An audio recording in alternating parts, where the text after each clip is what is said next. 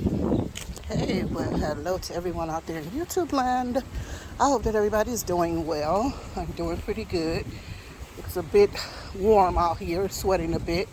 Just doing a little walking around. There's so much, it's windy out, and there's so much construction out. You know, when it gets warm, they start tearing up everything. So that's what they're doing. And this wind is not helping because it's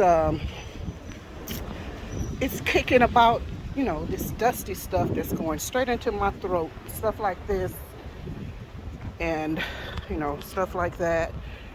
And it's going straight into my eyes and my throat. I didn't grab my sunglasses. Actually, they were in my purse, but they were taking up space because I have sunglasses and my reading glasses.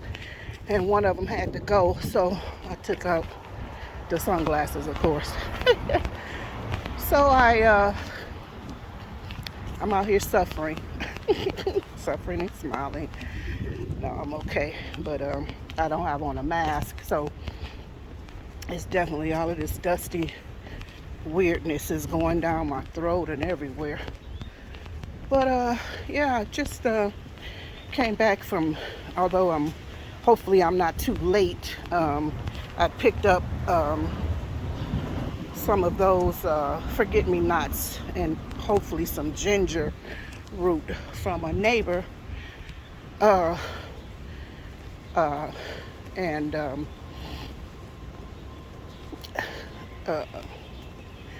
so I'm just walking back toward the house, and I had another stop to make before that.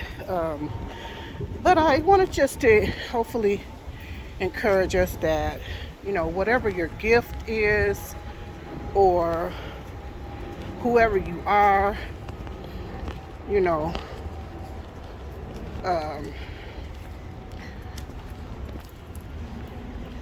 be that. No matter how minute or how insignificant you think you are, you're not. Whatever role you play in this world to better someone else's life and to live for God in holiness is just that. You don't have to. I know some people will make you think that they're doing the most out here. They're healing the sick, raising the dead, flying all over the country to different meetings, and they call themselves preaching and whatever. And they dress nice, they smell nice, they living nice. All of this in quotes now. Living nice, driving nice, got this perfect looking family and all of this kind of stuff. That stuff is not real. But most of the people that you saw in Jesus's day, in Jesus's time, the apostles and disciples, was so dysfunctional. Dysfunctional, dysfunction in the family, dysfunction in the home, dealt with suicidal thoughts, depression, confusion, denial, denying God and Jesus, and just so many things. Sorry, thank you. Just so many things that we go through on a daily basis. Life is not perfect for the believer or the unbeliever. So we got to take this thing one step at a time, one day at a time. And again, whatever you're doing to the glory of God, let it be. Don't think that whatever you're doing is insignificant. I just stopped and talked to a neighbor. He was pulling up something in the yard that it looked beneficial. It looked, like something that's going to be something. But I said, what is that you're pulling up? He said, I don't know. He said, but it's looking like it's evasive and getting outside of the place where he, the place where he has planted. It's in the grass part, actually, and not in the part where he keeps the flowers or whatever. So he said, I need to pull this up or whatever. And, he said it makes he was just making jokes, but he was saying it makes his non-mowing grass look bad or whatever. So I told him, he should try to identify it or whatever. But then we start talking about dandelion, because I was telling him, I said, a lot of things that we think are not beneficial to our gardens. Like for years, how many people have pulled up dandelion and called them weeds? And dandelion is actually a medicinal herb, something for us to use. And it's edible. The flower is edible. The leaves are edible. The stem, what's inside the stem, the roots. People make tincture. This is medicine. And so many, times people, they pull them, they dig them up, when they don't know, you don't know any better, or you don't care. You're gonna pull them up and put down killer, weed killer in quotes, to stop them from coming back. But they're gonna keep coming back because there's something that was here before we were, basically, but people, they don't know. So anyway, it was good to have a conversation. I was just explaining to him how, about the dandelion and how it's edible and the medicinal benefits and stuff like that. And then the dog. And I'm gonna run over here for a minute. Let me just see what's inside of here. I hate this little street right here too. I hate all of our little streets, but yeah, there's no stop sign here, and it's a very narrow street. But explaining to him those things and how to cook them. He said, I went to, we got this one little market. He said, I went to harvest time and picked those, got some. He said, I wasn't really impressed by them. I said, yeah. I said, there's a certain way you can do it. I said, you can mix them with other salad greens. Let me see what's in here, guys. There might be,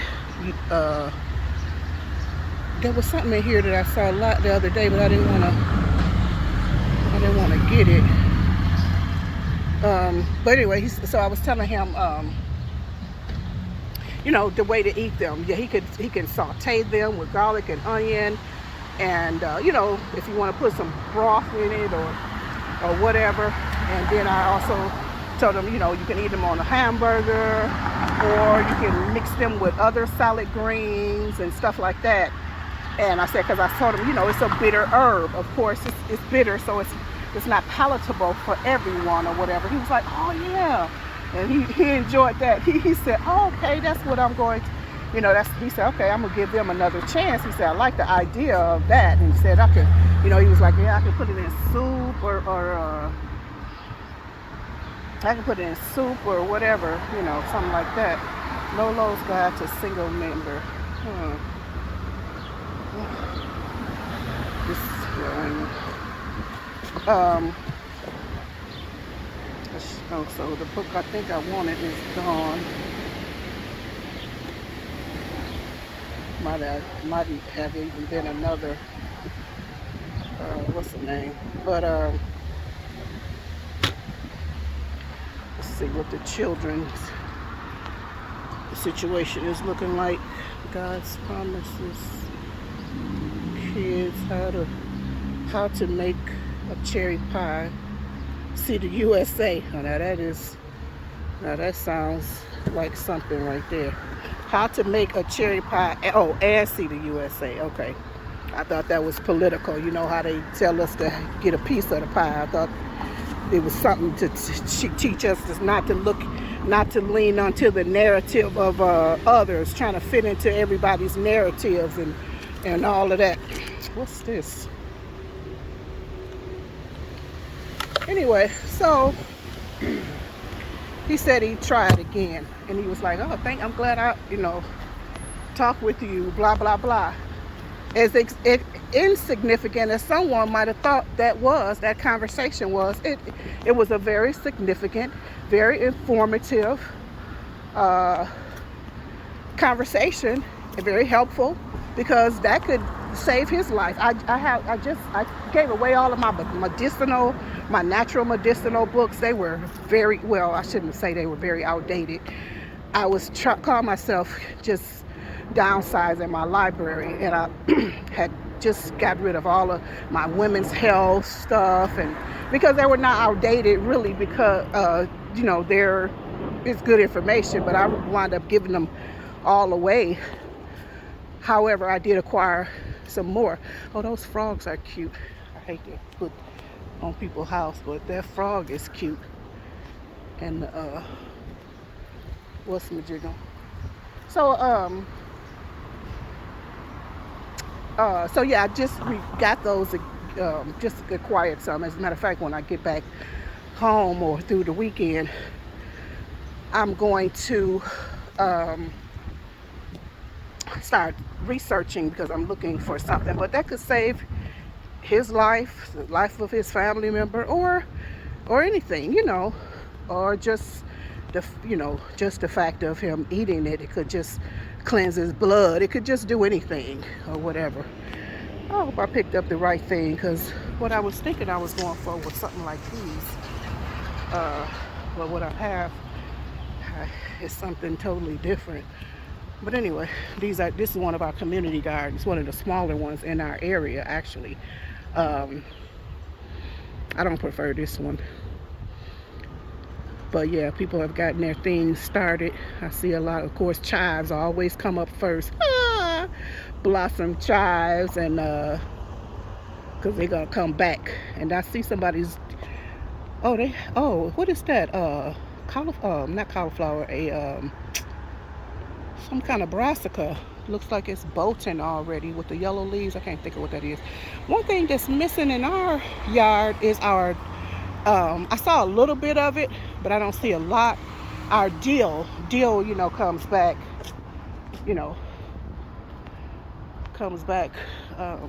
quite,